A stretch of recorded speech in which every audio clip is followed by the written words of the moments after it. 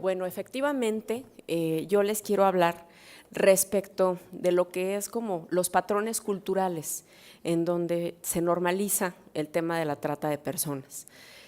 Finalmente, la violencia contra las mujeres es una forma de discriminación estructural que nace conforme nace la propia conformación humana.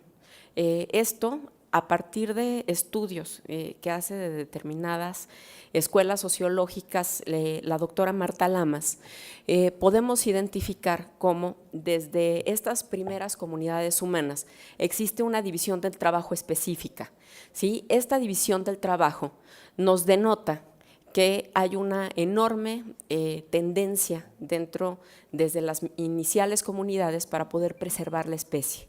Es entonces que se da esta división en donde las mujeres quedan dentro de un espacio resguardado, en tanto que los hombres van a un espacio abierto para poder obtener todas aquellas cosas que son necesarias para la supervivencia humana. Esto pues en virtud de que hay una enorme tendencia a la muerte de las mujeres que se encuentran embarazadas, de las mujeres dentro del parto y pues de los bebés muy pequeñas y muy pequeños. En consecuencia se busca esta preservación.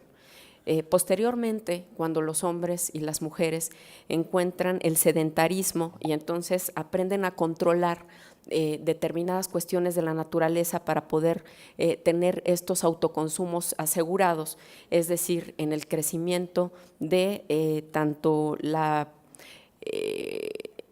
agricultura como la ganadería, entonces empieza a darse lo que en términos sociológicos se denomina el excedente, ¿sí? Este excedente es lo que posteriormente va a ser pues el dinero.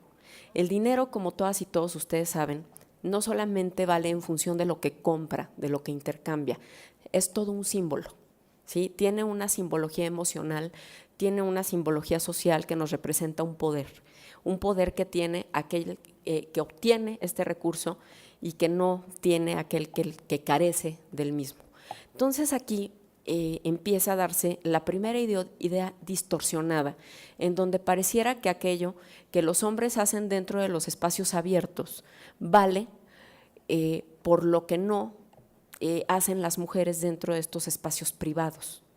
Entonces empieza a darse aquí un concepto erróneo de lo que es el espacio público y el espacio privado, ¿sí? Pareciera que no tiene este valor simbólico, lo que se hace dentro de esta primera conformación que de entrada había sido específicamente una división del trabajo para la supervivencia humana y posteriormente ya se da realmente una cuestión de carácter de discriminación. Perdón. Bueno, efectivamente, ¿no? A partir de este concepto erróneo se va edificando el edificio social y entonces empiezan a darse muchas costumbres, muchas prácticas transgeneracionales reforzadas efectivamente por nuestra sociedad, en donde los hombres denostan o pareciera que es denostativo aquello que las mujeres son y hacen respecto de aquello que los hombres son y hacen. Esto es natural, como todas y todos ustedes lo saben, no lo es. Es una construcción específicamente social, pero que efectivamente como está concatenada, ¿no? con todos estos mecanismos y en estas columnas sociales, pues son extremadamente difíciles de erradicar y entonces hay que buscar la manera de generar esta deconstrucción para poder construir patrones más incluyentes, totalmente desprovistos de estos conceptos erróneos que parecieran que hacen que lo que es lo que se construye desde la feminidad y desde la masculinidad tiene un valor diferente, ¿no? Y lo que representa la feminidad es menor respecto de lo que representan las masculinidades. Dentro de estos patrones, que como todas y todos ustedes saben, se llaman roles sexuales, aquel listado que los hombres y las mujeres tienen que cumplir para ser, pues no solamente aceptados, sino incluso amados dentro de sus comunidades, incluso dentro de sus propias familias, está la cuestión de la objetivización de las mujeres. Los hombres, dentro de su rol sexual, deben ser buenos proveedores sexuales. Los hombres tienen cierto estatus respecto de otros hombres si cuentan con varias parejas, ¿sí? Eso, dentro entonces del rol sexual de las mujeres, genera, entre muchas otras cuestiones de carácter antropológico, una cuestión de objetivización. Las mujeres entonces se convierten en objetos de placer, en objetos de servicio sexual para otros. Entonces es aquí en donde se da, entre otras cuestiones, una normalización de lo que es la venta del cuerpo de las mujeres. Entonces, ¿qué es lo que se da aquí? Y yo no quiero repetir cosas que probablemente van a escuchar en otras ponencias. Yo quiero hacerles una referencia específica a lo que se ve dentro de esta normalización en el espacio en donde yo me desenvuelvo, que es en el de la procuración de la justicia y pues frente al tema de la administración de la propia justicia cuando hablamos de la trata de personas y cuando vemos que efectivamente el patriarcado, la cultura de la venta de las mujeres es completamente difícil de erradicar, incluso en aquellas personas no solamente que tienen una formación universitaria, sino que además han tenido cursos de trata, ¿no? Han tenido cursos de violencia contra las mujeres, han tenido mucha formación, tanto dentro de los espacios de procuración de justicia como de la administración de justicia, ¿sí? De pronto uno sigue viendo desde los policías de investigación, las personas que se encuentran dentro de los servicios periciales y desde luego las agentes, mujeres, ¿no? Y los agentes del Ministerio Público, cómo les cuesta trabajo entender que existe trata de personas a pesar de que una víctima llegue y nos diga que está ahí porque quiere. ¿Sí? O sea, dice, no, bueno, pues entonces, si ella dice que, bueno, si es adulta y está ahí porque quiere, pues entonces no hay trata de personas. ¿No habrá trata de personas? La hay, existe la trata de personas, aún si la víctima nos está haciendo referencia a que ella está ahí porque quiere y es una adulta, ¿sí? Y en principio tendríamos que identificar caso por caso, porque efectivamente yo también soy como un poco escéptica en que estemos exacerbados con el tema de las cifras. Detrás de una cifra, detrás de un número, hay una historia, hay una persona con nombre y apellido, con sueños, con dolor, con desesperación, con ganas de salir adelante. Entonces, sí es muy importante no perdernos en esta danza de las cifras y recordar que estamos hablando de seres humanos. Detrás de cada una de estas personas va a existir una historia, y es una historia seguramente en donde vamos a encontrar un patrón de exclusión. No solamente exclusión económica, que de por sí la exclusión económica ya es un factor específico, como ya lo mencionaba la doctora Olamendi, como ya lo refería Monseñor. Habría que cuestionarnos en este amplio debate entre la prostitución y la explotación sexual, si podríamos determinar que en este país, específicamente hablando, en donde hay tantas formas de exclusión, en donde hay más de 30 millones de pobres extremos, en donde todas las mujeres alguna vez en su vida han sufrido una forma de violencia dentro de sus espacios privados, si realmente esta mujer que dice estar dentro de un espacio de trabajo sexual realmente tuvo la oportunidad de elegir algo distinto, ¿sí? De si esta voluntad no estaría viciada o de verdad no hubo otra alternativa para poder tomar la decisión, y si realmente tomó la decisión. ¿Sí? Yo digo que humildemente lo digo, yo no lo sé todo, ¿sí? Yo no tengo el conocimiento universal de lo que ocurre respecto de las mujeres explotadas sexualmente.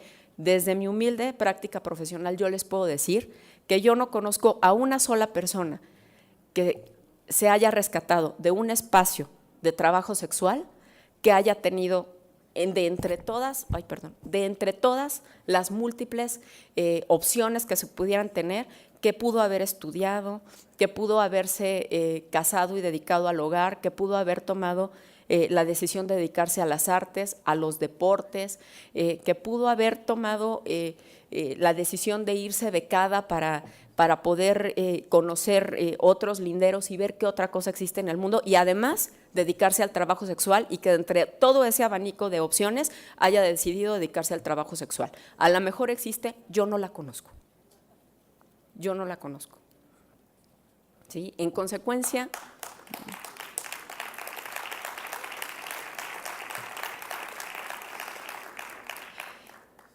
es muy importante por eso que aquellas personas que nos dedicamos a la procuración y a la administración de justicia conozcamos de cerca estas historias, ¿sí? Nos arriesguemos al dolor y conozcamos de frente a estas víctimas.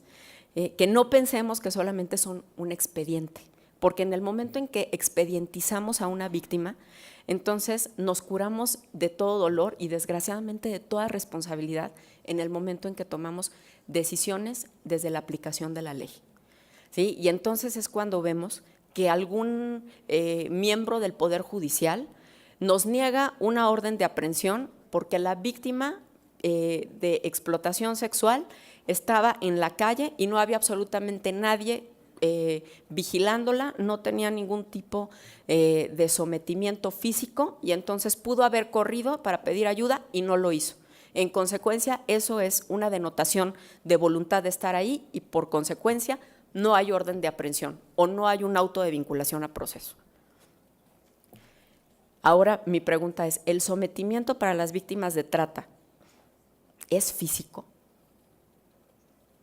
Pues por supuesto que no, ¿sí? O sea, el sometimiento más brutal al cual se somete una víctima de trata es específicamente emocional, ¿sí? Desgraciadamente, justamente los tratantes saben con precisión que no tienen la necesidad de poner a alguien al cuidado de las víctimas de trata porque no es necesario. ¿Sí? O sea, porque las formas en las cuales se somete a las víctimas de trata son mucho más sofisticadas, mucho más sutiles y mucho más brutales que ponerles un grillete en los pies.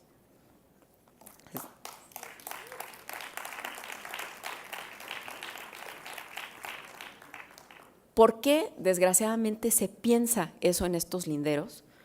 Porque es una cuestión de carácter cultural.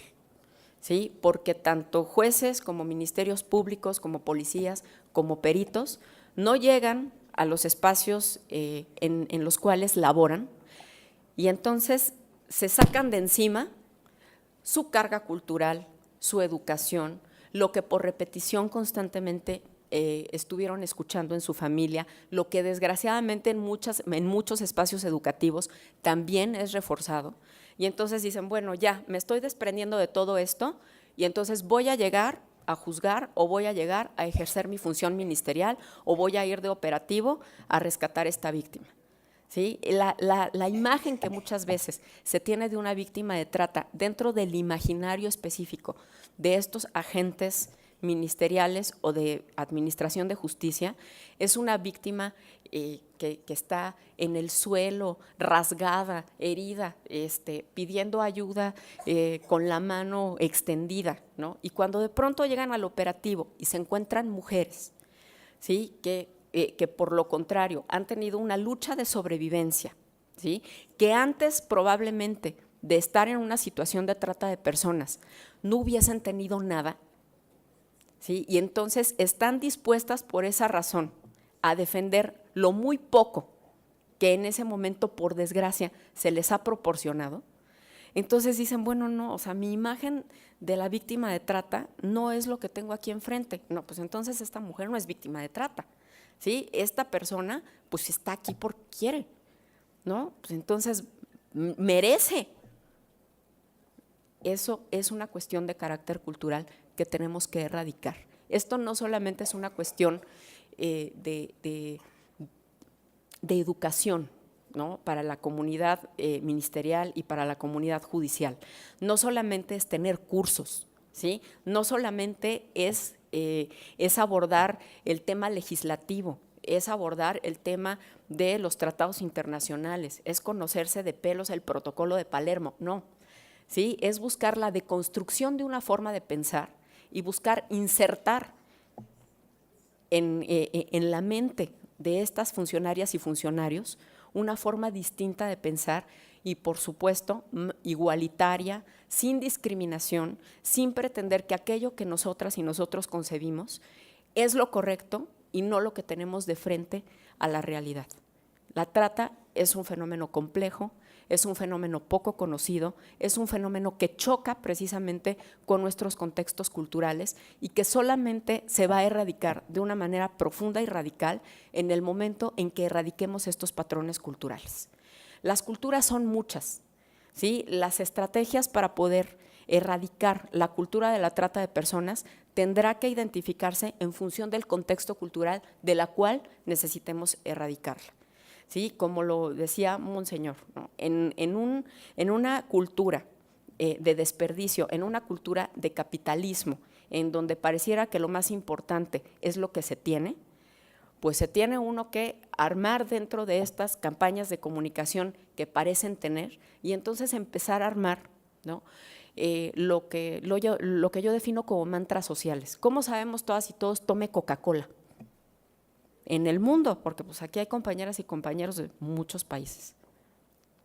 Sabemos tome Coca-Cola porque lo hemos oído desde que tenemos uso de razón. Lo vemos aquí en México al menos, en todas las tienditas, en los camiones, en el metro, en el radio, en la tele, lo vemos por todas partes. ¿Sí? Entonces empezamos nosotros a crecer con esta idea del consumo por este producto. ¿Sí? Tenemos que crear mantras sociales de erradicación contra la violencia, de la erradicación contra la discriminación, desde luego de la denostación por la trata de personas. O sea, ¿por qué resulta eficaz un tipo penal en contra del secuestro o del homicidio? Porque independientemente de que exista una pena, ¿no? De que exista una sanción punitiva relacionada con estas dos conductas típicas, la sociedad denosta estas conductas, ¿sí? Nadie aprueba el homicidio y nadie aprueba el secuestro, ¿sí? La sociedad en su conjunto está de acuerdo en que son conductas que se tienen que erradicar de nuestros colectivos. La situación con la trata de personas es que la trata de personas está normalizada, ¿sí? A todo el mundo le preocupa ver en un momento dado que están secuestrando a una persona delante de uno, en el vehículo de adelante. ¿A quién le preocupa dentro del imaginario colectivo que haya una mujer, justo, como dice la doctora Olamendi, en la Merced? ¿Sí? Es parte del paisaje. ¿Sí? Ya todo el mundo está acostumbrado a verlo. Nadie lo reprueba, a nadie le angustia, a nadie le preocupa y en consecuencia nadie lo denuncia. ¿Sí? La denuncia de la trata de personas es la mínima razón por la cual se inician los procedimientos en contra de la trata, se inician los operativos para poder rescatar víctimas de trata en virtud de que la denuncia es escasísima. ¿Sí? Finalmente, la policía, la procuraduría, si no va a la calle a buscar la trata de personas, será terriblemente difícil que la encuentre esperando a que alguien la denuncie. ¿Sí? Esto es muy complejo, muy complicado, precisamente por una cuestión de carácter cultural. ¿Sí? Necesitamos hacer conciencia dentro de nuestros entornos. ¿Sí? No solamente pues dentro de estos ministerios públicos, policías o jueces, que finalmente en algún momento de su vida tomarán seguramente un camino distinto y se dedicarán a otra cosa o a la persecución de otros delitos. ¿Sí? Sin embargo, pues la transformación cultural los va a perseguir a donde se vayan. Y entonces no habremos logrado la conquista de estas mentes y de estos corazones para que vayan y luchen en otros espacios donde les toque estar. ¿Sí? ¿Qué es lo importante? No es solamente una cuestión de capacitación, es la deconstrucción de una conciencia para poder llegar a una conciencia mucho más igualitaria y mucho más amorosa y mucho más identificada con la otredad, para que entonces podamos vivir en un mundo como el que soñamos, sin trata de personas ni ninguna otra forma de explotación. Muchas gracias.